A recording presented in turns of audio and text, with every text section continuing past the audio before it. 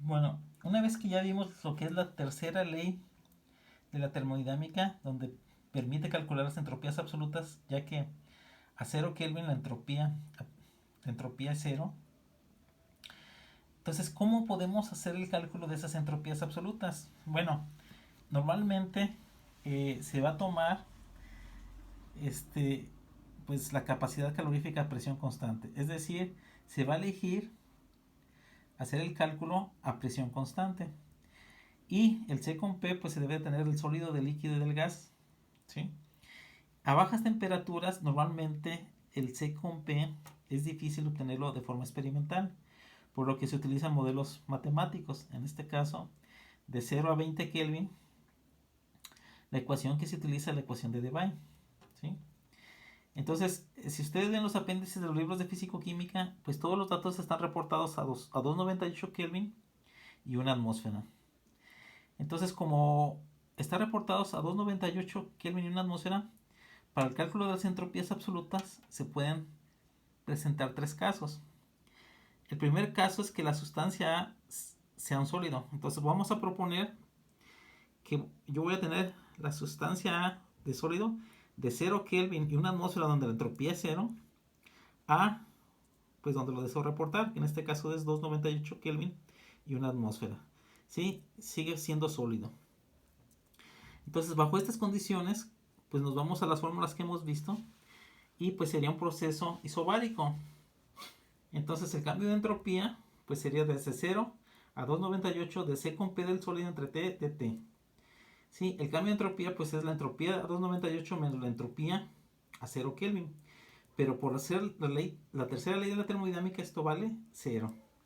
Entonces, como consecuencia, la entropía absoluta del sólido a 298 va a ser la integral desde 0 a 298 del C con P del sólido entre la temperatura por el diferencial de temperatura. ¿Qué pasa si ahora tenemos un líquido? ¿Sí? Si tenemos un líquido, y en este caso la sustancia es un líquido, pues y lo quiero calcular a 298 y una atmósfera, voy a proponer lo siguiente. Parto del sólido a 0 Kelvin y una atmósfera. Ese sólido lo llevo a la temperatura de fusión, ¿sí? Y a una atmósfera. Después, pues estamos hablando de un cambio de fase. Todo el sólido se convierte en líquido a la misma temperatura y a la misma presión. Después el líquido, pues lo voy a llevar desde la temperatura de fusión a 298. Aquí yo tengo tres procesos, entonces tengo que calcular el cambio de entropía de esos tres procesos. ¿Sí? Y que se va a reflejar en la siguiente ecuación.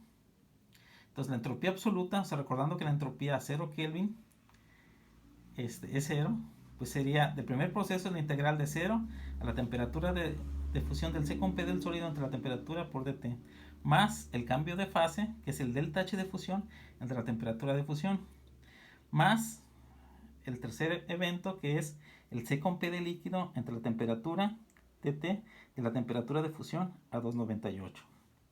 Vamos viendo ahora el tercer caso. Si A es gas, pues aquí el número de pasos, el número de etapas para poder calcular la entropía, pues son 5, ¿verdad? Primero lo tengo como sólido a 0 Kelvin y una atmósfera. Pasa a sólido a la temperatura de fusión en una atmósfera. Y hay un cambio de fase a las mismas condiciones, de sólido a líquido.